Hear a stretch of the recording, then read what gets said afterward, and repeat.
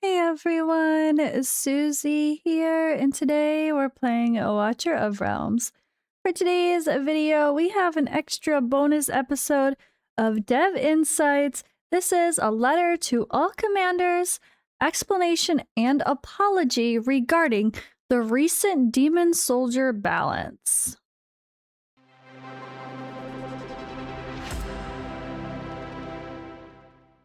All right, so I will read it so you don't have to. This was a post just said this morning here a moment ago, like an hour or two ago. So it's still pretty recent, but I figured I would try to put this out as my first video of the day. I'm also going to do more summons for IOR banner after reset. So I might put a video out today or tomorrow, depending on how I do, and if I decide or think I'm going to get much more to pull. But that's another story. All right, let me just go through this and read the wall of text so you don't have to. All right, dear commanders, lately the community has been buzzing with discussions about the Pantheon Demon Soldier buffs, the experience of acquiring demon captains, and overall a demon soldier balance. We've read every single piece of feedback and criticism thoroughly, and we've taken it all to heart. First off, we want to offer our most sincere apologies to every commander who's felt frustrated, confused, or straight up unhappy with the recent changes. Our original goal was to reshape the dynamic between heroes and demon soldiers by powering up the demon soldiers.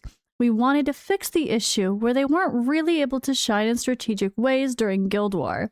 Unfortunately, we didn't fully anticipate how the Pantheon adjustments would widen the gap between new and veteran players, and that ended up hurting the overall experience for a lot of you. After urgent internal discussions, we've decided on the following immediate adjustments to address the biggest pain points.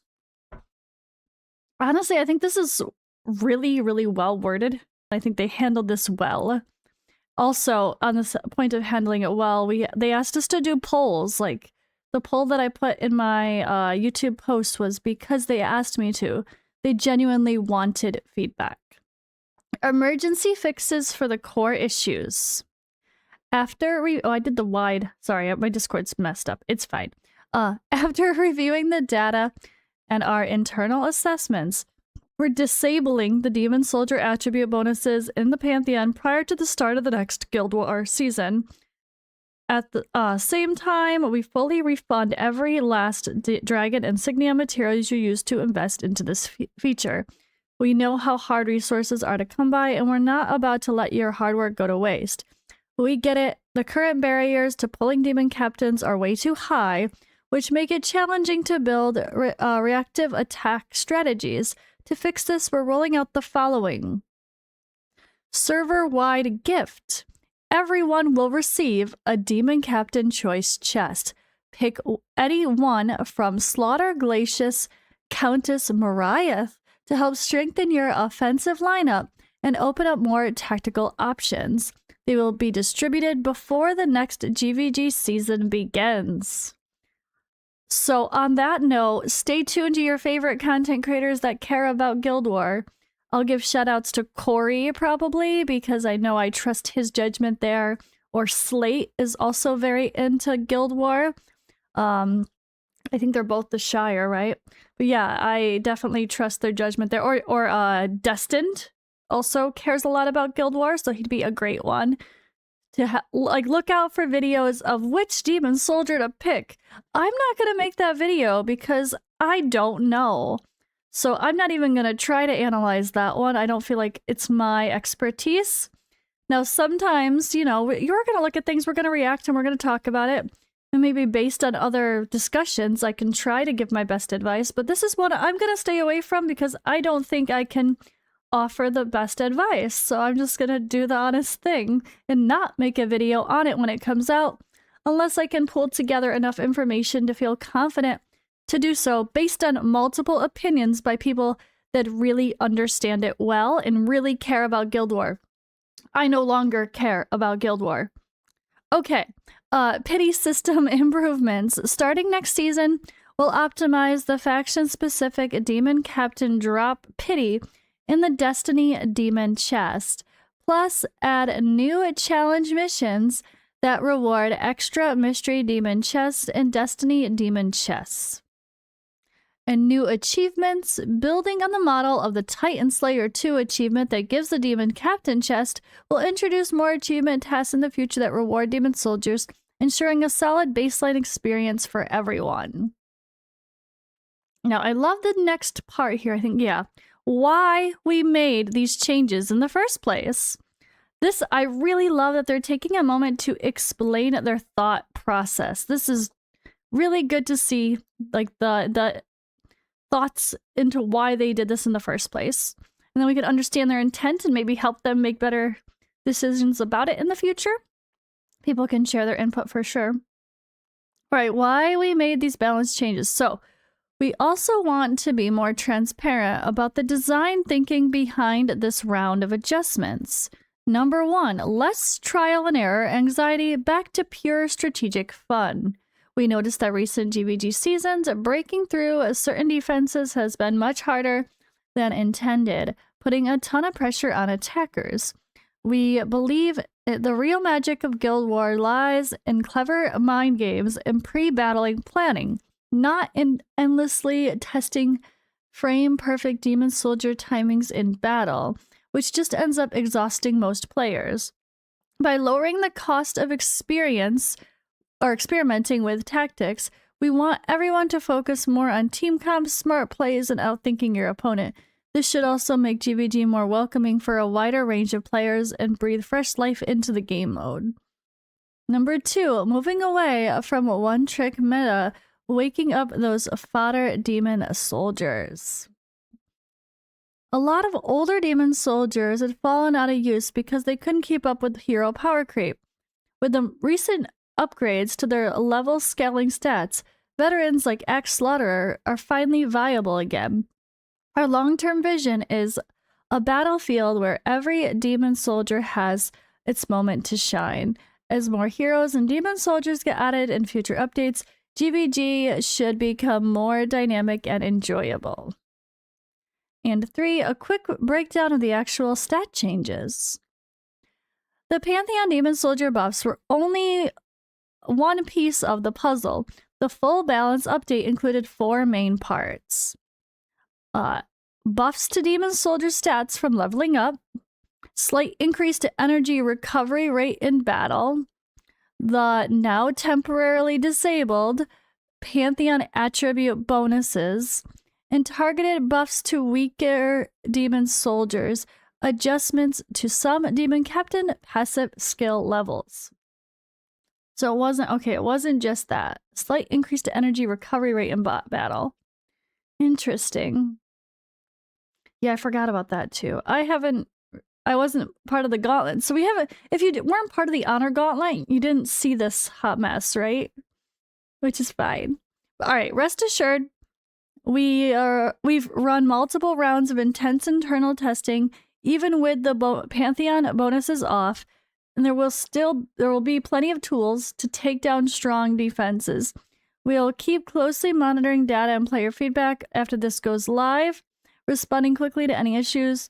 We're fully committed to keep GVG fair, balanced, and deeply strategic. In closing, as developers, we love this game just as much as you do, and we know how much Guild Wars means to the community. This bumpy update has really driven home any attempts to reduce frustration has to be built on a rock-solid balance first. Thank you for your honest criticism and your patience. It's your passion, dedication that keep pushing the game to get better. Please keep trusting us, give us a bit more time, and keep sharing your thoughts. We'll stay on top of every piece of feedback to build a more balanced, fair, and truly competitive environment. Wishing all commanders an epic and victorious next season. May your strategies prevail and your demon soldiers dominate. That's good.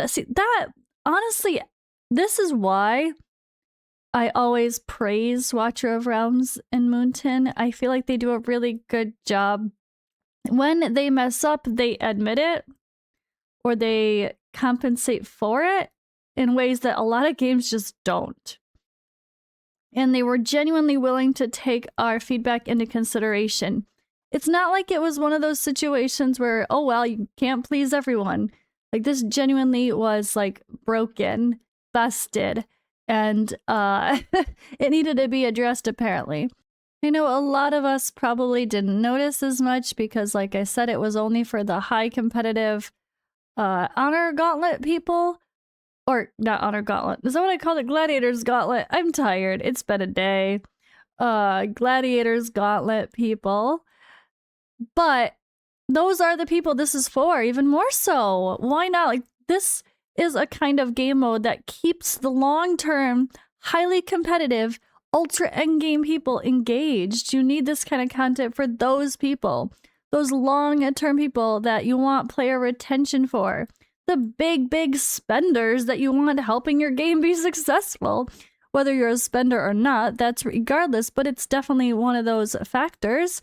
And either way, like, I think having really interesting, different end game competitive content for the people that want to know life this game, eat, sleep, and breathe Watcher of Realms, spend 8 hours a day messing with strategies and stuff, those people are, like, it's possible to please them too when there's content like Guild War that really give a competitive piece of content. Yeah.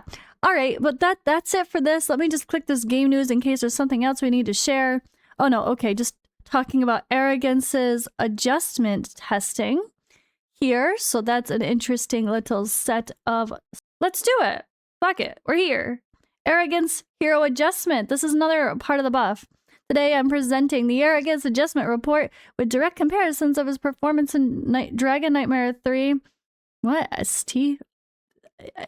Just call it what it is. Drake's Chasm, Gear Raid 1, and Matrix. The goal is to evaluate how his adjustment impact his damage output and support DPS with his new Awakening 5. I'll break down the testing conditions, setups, and results so you can clearly see how the changes translate into real gameplay performance. So the strategy was brought to you by War Cabinet member Psycho. So his basic attack, nothing changed. His Awakening 3. The Awakening comes with a slight increase in damage to burning targets. Awaken 5 is the bigger game changer, bringing 20% vulnerability to targets hit by the first 5 attacks of the Hellfire Ultimate. The talent, nothing had changed. The passive first, the Bond skill and the Internal Feast passive, nothing changed. Passive Devil's Dance added double strikes for Demon Boomerang, boosting Arrogance in AoE settings. And his ultimate. The adjustment to the ultimate skill allows Arrogance to maintain the Demon Boomerang throughout the ultimate state, thereby greatly enhancing his AoE output capability and burning ability. So the testing parameters, Arrogance was tested on the main server using SBA Gear and Sublime Arcana and Eye of Mockery setup. Updates were released on the test server first, but pre-adjustment testing was not completed there. All pre-adjustment results are from the main server, while post-adjustment results are from the test server after the update. So Nightmare, the adjustment had a total damage output increase of 21%. Damn, that's a nice solid improvement. Discussion is that the comparison between the main server and the... Okay. I guess don't worry about that. Gear Raid 1. Total damage output increased by 146.8%. Holy moly, went from 60k to 150k in Gear Raid 1. So comparisons between the server may introduce differences in gear calibration or stat variants, but the AoE damage performance increased by that. Awaken 5 applies the vulnerability to targets, increasing physical damage for allies. And then, yeah, Gear Raid 1. Which stage was it, though? Why didn't they say which stage? It's kind of a big difference if you're doing 19 versus 24. Anyway, all right, Gear Raid 1. So after the adjustment, the Arrogance's total output increased by 634%, with the overall team output also rising. So character stat, huh? Do they mean matrix? What are they talking about? Did they mean matrix? Yes, this is supposed to say matrix, not Gatorade 1, matrix. Test server matrix boss rework, reduced difficulty. Arrogance paired with Helsing and Lycan support nightmare physical teams for high scores. The team Laya, Draylin, Talon, Necha, Tallulah, Rygar, Arrogance, Helsing, Airless, and Dao Chan achieved 30k points.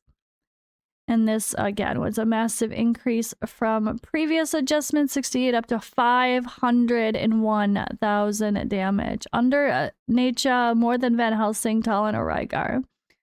Okay, I love that for Matrix, making him a better, physical damage option for that game mode. I like it. So this is the big boy one. But the thing I don't like here is they compare another team. This is not well written. Sorry, guys. I'm trying my best. They compare another team, Laya, Draylin, Talon, blah, blah, blah, blah, blah, similar. That received 30,000 points. Okay, well, how many points did this one get? Like, what was the overall points of this compared to this? What was the points? I don't know. Okay, anyway. The conclusion. Either way. Arrogance's adjustment improved his viability. Changes in the kit were limited but targeted, increasing damage output and team utility. Awaken 5 provides 20% physical vulnerability, or 20%, usable with DPS like Necha. Nightmare teams declined after 2025 character releases, but gained from Lycan, Helsing, and Arrogance. Matrix boss rework in 2026 may introduce further changes. Arrogance performs well in Gear Raid 1 and Matrix, and Dragon single target damage is medium to low, suitable for new accounts. Alright, so yeah, really increasing Arrogance's value for AoE situations. It's really great to see that, you know, him and Lust were so fun when they were a top tier duo. And I'm glad that the buff sounds pretty solid. So throw an Arrogance into your new Matrix teams that we've been working on. Have some fun. Let me know how you guys do. And I will see you in the next video.